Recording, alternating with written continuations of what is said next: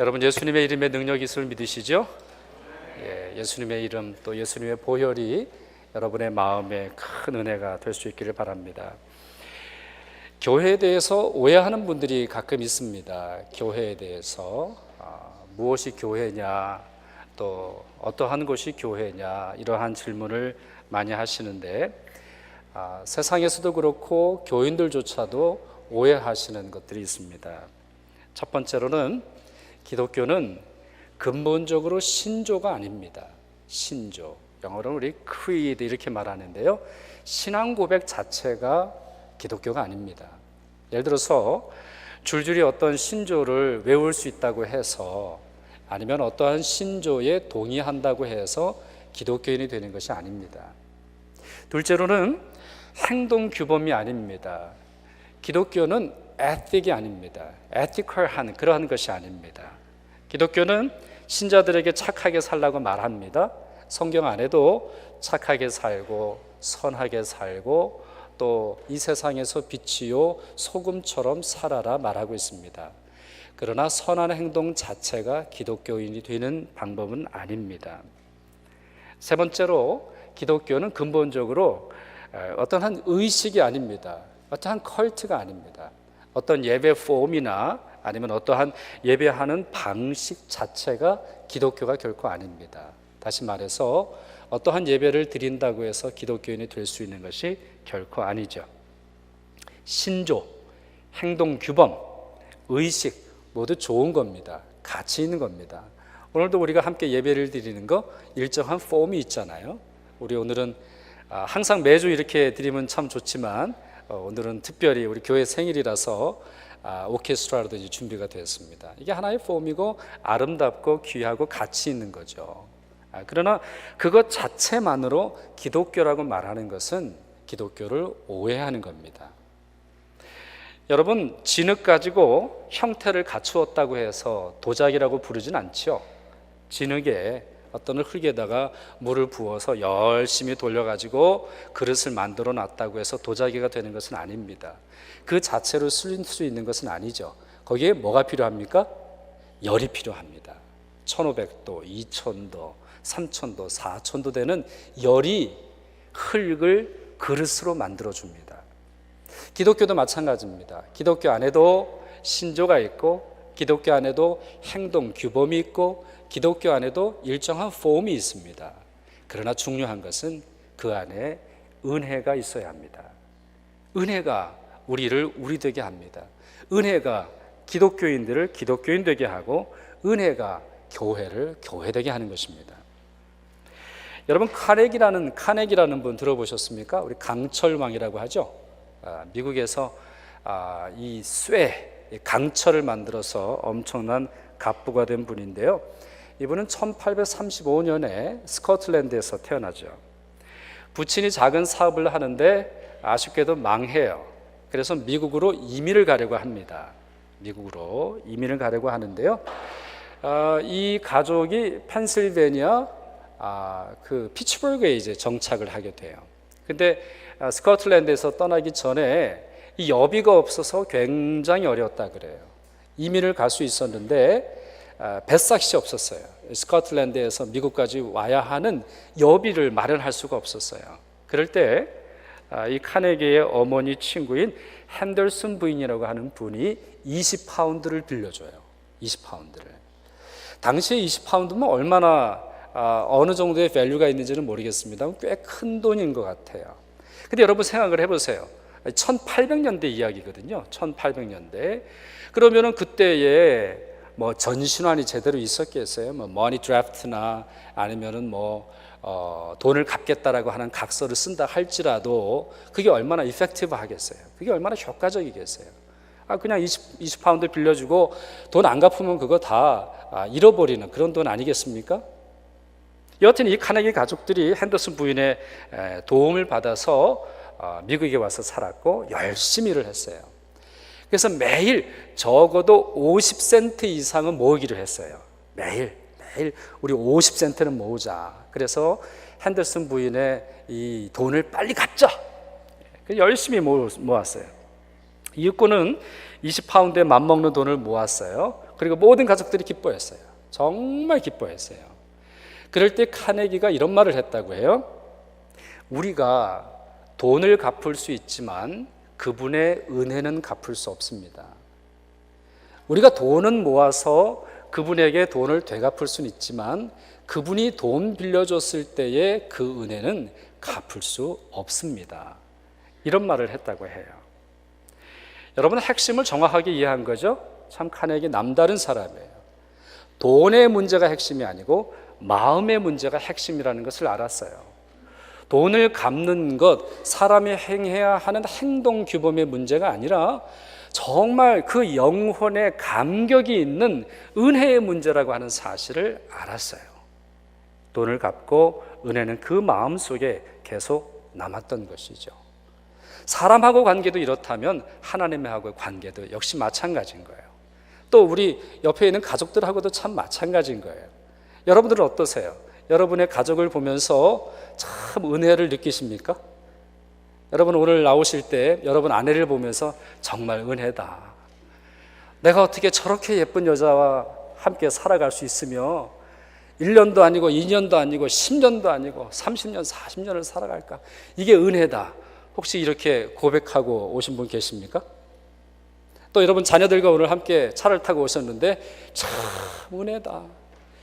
세상에 어떻게 이런 애들이 있냐? 어떻게 이런 애를 저한테 주셔가지고 하나님 정말 은혜입니다. 어떤 그러한 마음으로 여러분 오늘 오신 분 계세요? 사람과의 관계, 돈의 관계, 먹고 사는 관계, 또한 교회에서나 어디서나 은혜가 핵심입니다. 그러니 기독교는 더한 거예요. 왜 그럴까요? 하나님이 은혜의 하나님이시기 때문이에요. 이렇게 은혜가 기독교의 본질이요 그리스도인 삶의 핵심이라고 하는 것은 성경을 보면 알 수 있어요. 실제로 성경을 많은 분들이 이 도덕책이라고 생각해요. 아니면 처세술, 어떻게 세상에서 살아갈까 그 방법을 가르쳐 준다고 생각해요. 그러나 여러분 그렇지 않아요. 이 성경은 처음부터 끝까지 은혜의 책이에요. 자비로움의 책이에요. 다른 종교에서는 도저히 경험할 수 없는 세상에서 그 누구도 우리에게 줄 수 없는 은혜가 담겨져 있는 책이에요. 네 사람을 예로 한번 들어보죠. 네 사람, 모세, 또 다윗, 바울, 또 베드로. 여러분 친숙한 이름이죠? 모세, 다윗, 또 우리 베드로, 바울. 이 세 사람은 각각 이스라엘 역사의 대표자가 되는 사람이에요. 모세는 뭘 대표할까요? 모세가 뭘 대표할까요? 우리 한국 사람들이 만든 조크가 있어요. 모세는 이 수학을 대표한다 그래요. 그래서 못 센다 그래가지고 모세 이래서 수학 과목을 대표한다 그러는데 그거는 잘못된 거죠. 모세는 율법을 대표해요. 지금도 이스라엘 사람들에게 가장 중요한 사람을 꼽아보라면 모세예요.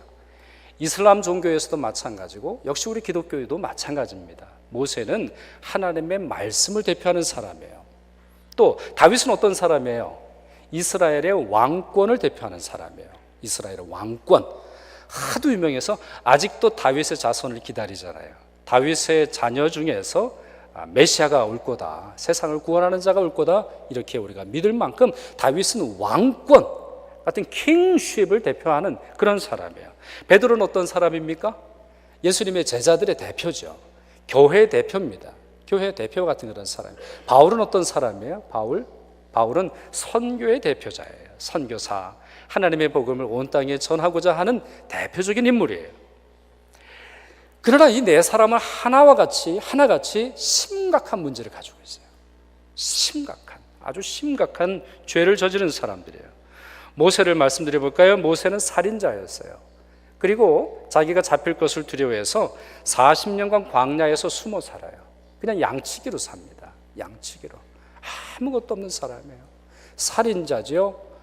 교육은 훌륭하게 받았어요. 왕궁에서 왕실 교육을 받았으니까.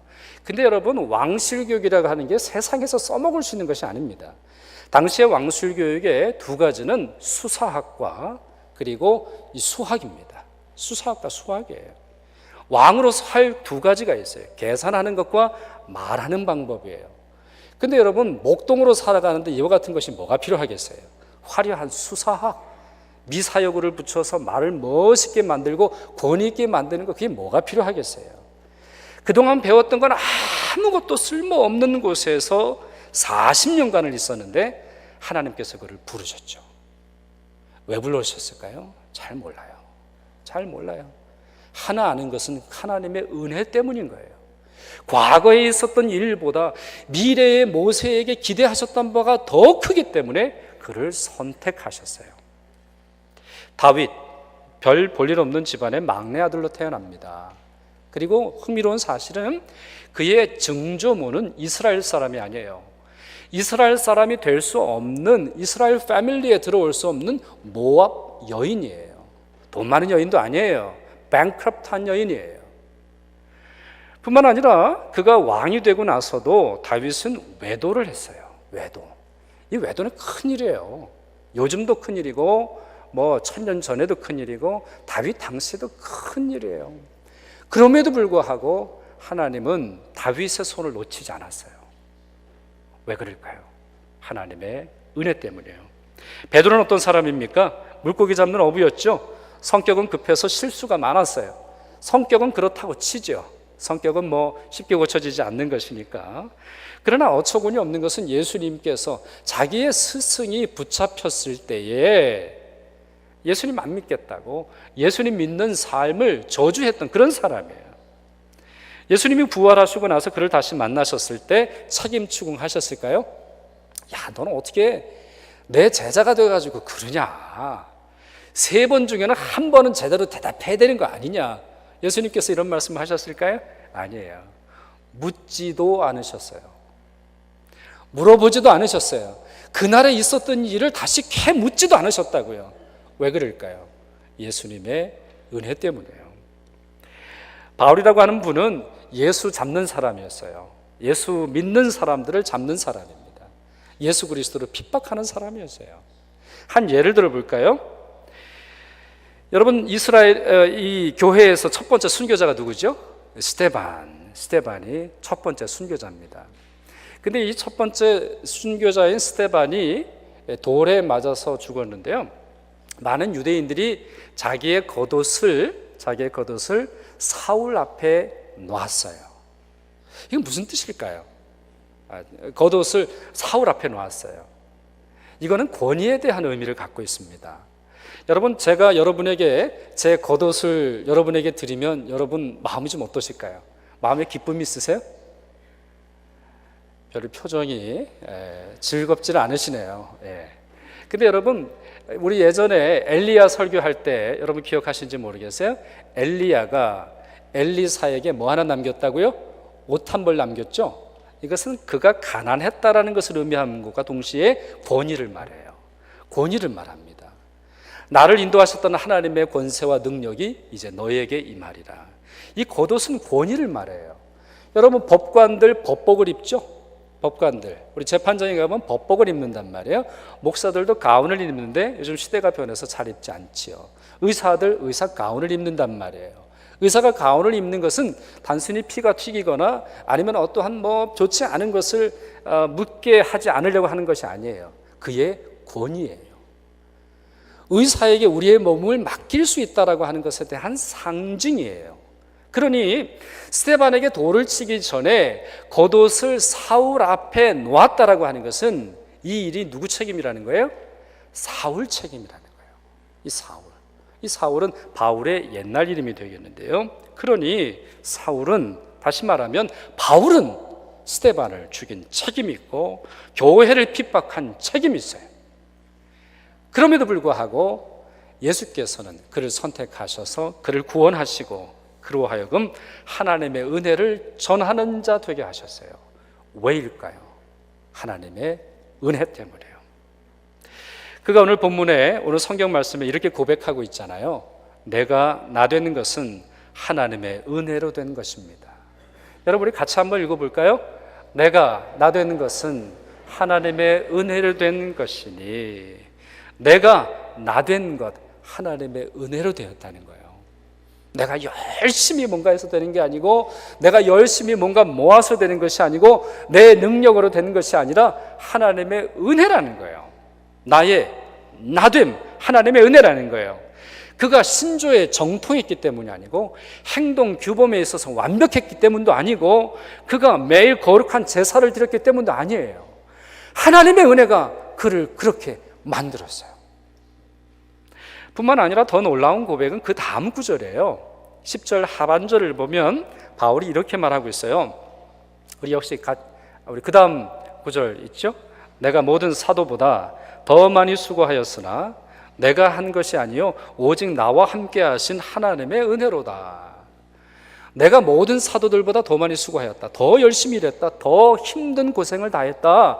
그러나 그것도 내가 한 것이 아니라 하나님의 은혜다라고 말해요. 그럼 바울이 어떠한 수고를 했을까요? 다른 부분을 보면, 성경의 다른 부분을 보면 거기에 리스트를 써놓았어요. 제가 한번 읽어보죠. 내가 수고를 넘치도록 하고 옥에 갇히기도 더 많이 하고 매도 수없이 맞고 여러 번 죽을 뻔하였으니 유대인들에게 40에서 하나 감한 매를 5번 맞았으며, 좀 어렵죠? 40에 하나 감한 매, 이건 뭘까요? 40대를 때리면 사람이 죽기 때문에 한 대는 덜 때리는 거거든요.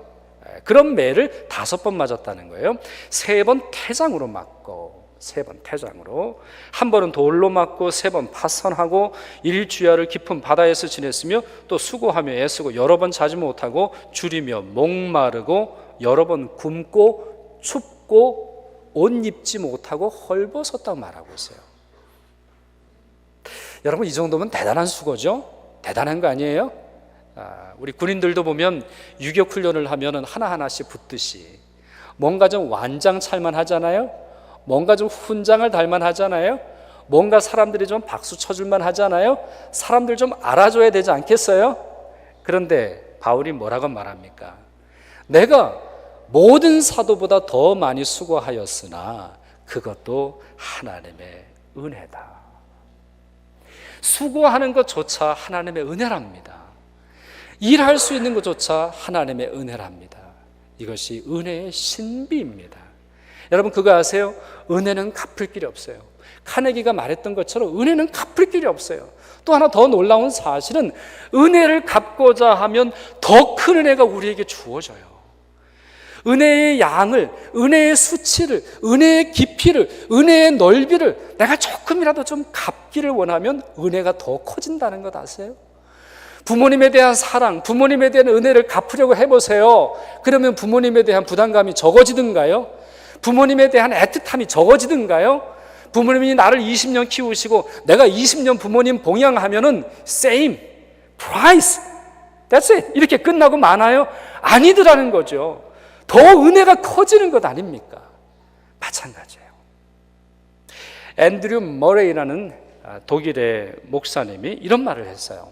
특별히 이 말씀은 우리 먼저 믿은 성도님들이 잘 기억하세요. 많은 크리스천들은 은혜에 대해 다음과 같은 생각을 갖고 있다. 자신들의 회심과 죄의 용서는 하나님의 사역이지만 크리스천으로서 살아가고 예수를 따르는 것은 하나님께 드리는 감사 안에서 자신들이 행하는 사역이라고 여긴다.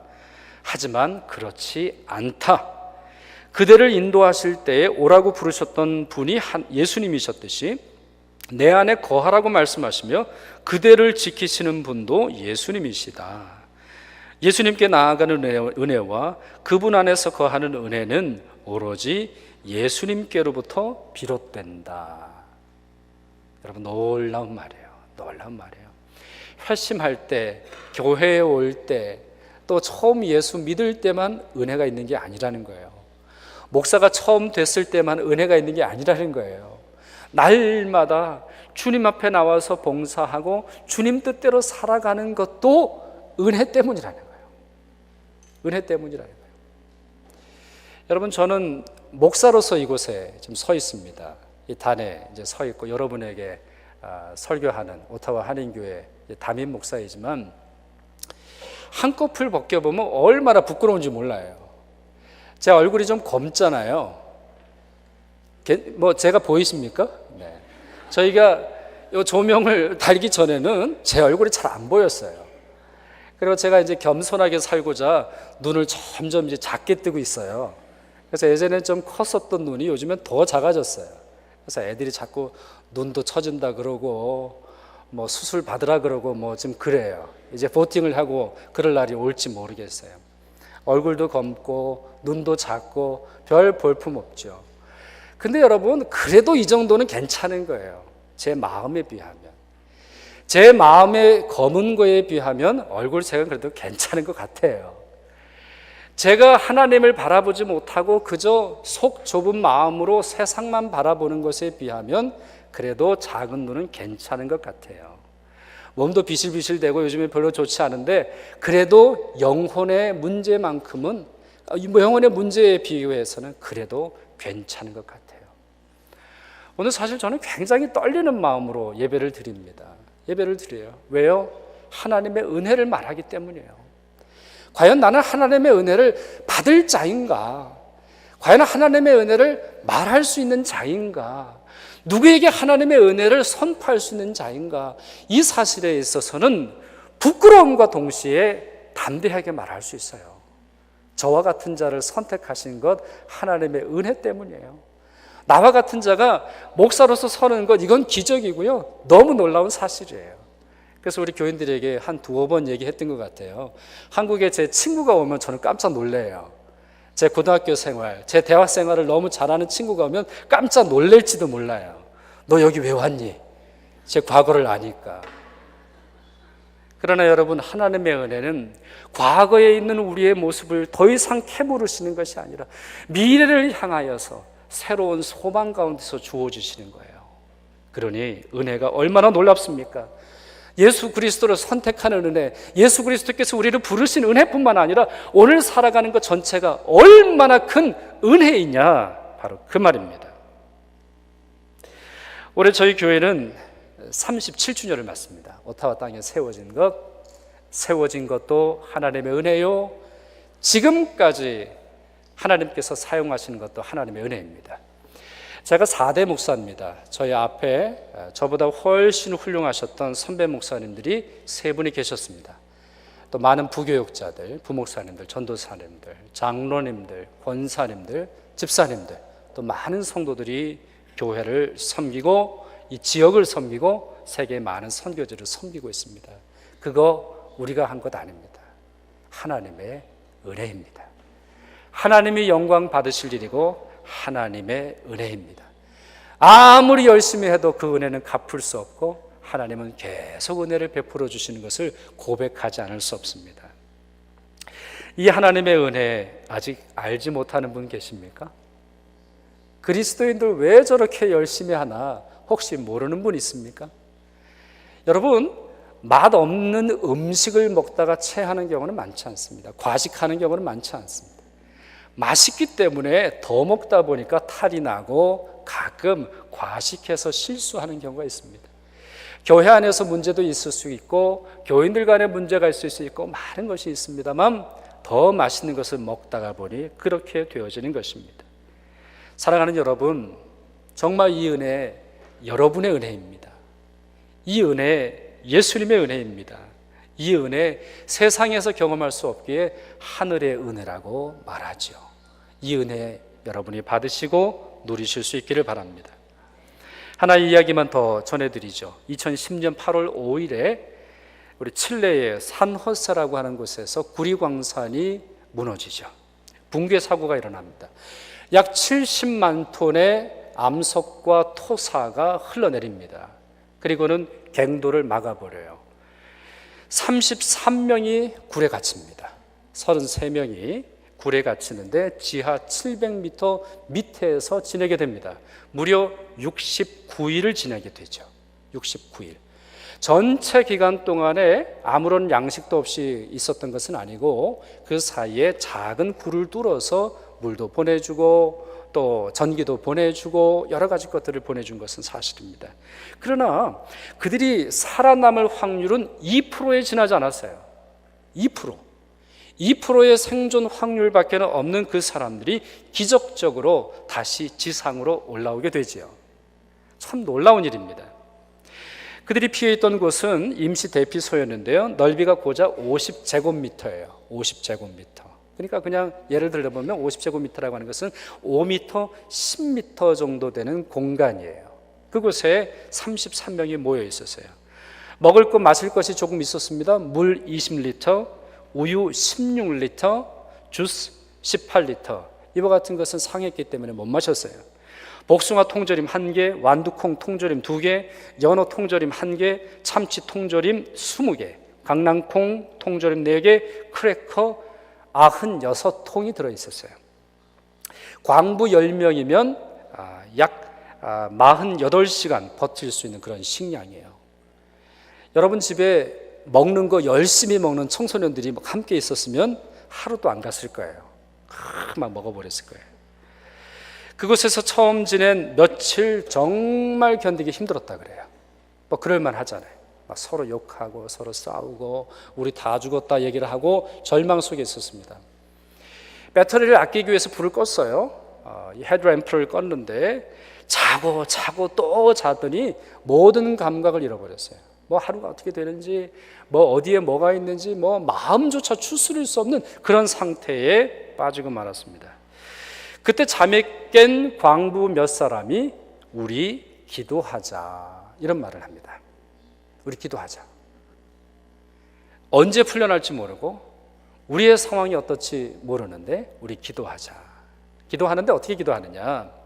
우리가 33명이 모여 있는데 예수님을 34번째 광부로 고백하자.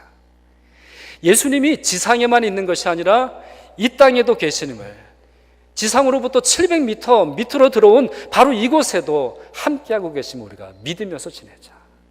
예수님이 34번째 광부다. 예수님이 우리와 함께하고 계신다. 우리에게 은혜를 베푸신다. 그분이 우리에게 자비를 베푸신다. 그리고 그분이 우리에게 소망을 주신다. 그렇게 고백을 하죠. 그리고 나서 그들 안에 소망이 시작되고 있습니다. 소망이 시작되고 있어요. 2달 넘는 기간 동안 700m 땅 속에서 예수의 은혜로 살아남을 수 있었죠. 은혜의 주님은 여러분의 친구가 되기를 원하십니다.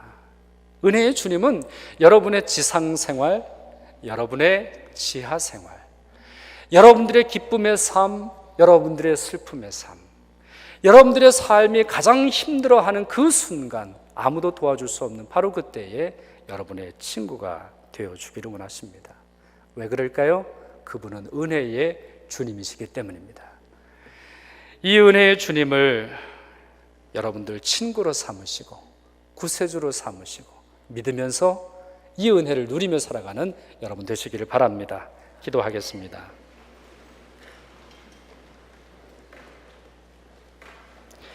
사랑과 자비 아버지 하나님 감사합니다. 저희가 은혜로 살아갑니다. 저희가 은혜로 교회를 다닐 뿐만 아니라 비록 예수 그리스도의 은혜를 알지 못한다 할지라도 은혜로 살아감을 고백합니다. 부모님의 사랑을 갚을 길이 없습니다. 형제와 자매와 우리의 이웃이 우리에게 베풀어준 은혜 갚을 길이 없습니다. 하나님이 우리에게 베풀어 주신 은혜도 갚을 길이 없으며 그 강물과도 같이 우리에게 넘쳐나도록 솟아나는 그 은혜로 오늘 하루도 살아갑니다. 그 은혜의 주님, 우리의 영원한 친구의 손을 붙잡고 이 세상에서 살아가는 저희들이 되게 하여 주옵시고, 저희 교회를 세우셨던 하나님의 은혜, 저희 교회를 지금까지 인도하셨던 하나님의 은혜, 앞으로도 인도하실 하나님의 은혜가 더욱 커지며 더욱 온전하여져서 저희 교회 안에서만이 아니라 지역의 많은 형제와 자매를 섬기고 교민들을 섬기고 또한 많은 타민족 형제와 자매들을 섬겨나가는 저희들이 되게 하여 주시옵소서. 오늘 함께 예배 드리는 저희 모두에게 이 은혜를 알게 하심을 감사하고 이 은혜를 따라 살아가고자 하는 저희들에게 큰 능력, 큰 믿음, 큰 소망을 허락하여 주시옵소서. 예수님의 이름으로 기도하옵나이다. 아멘.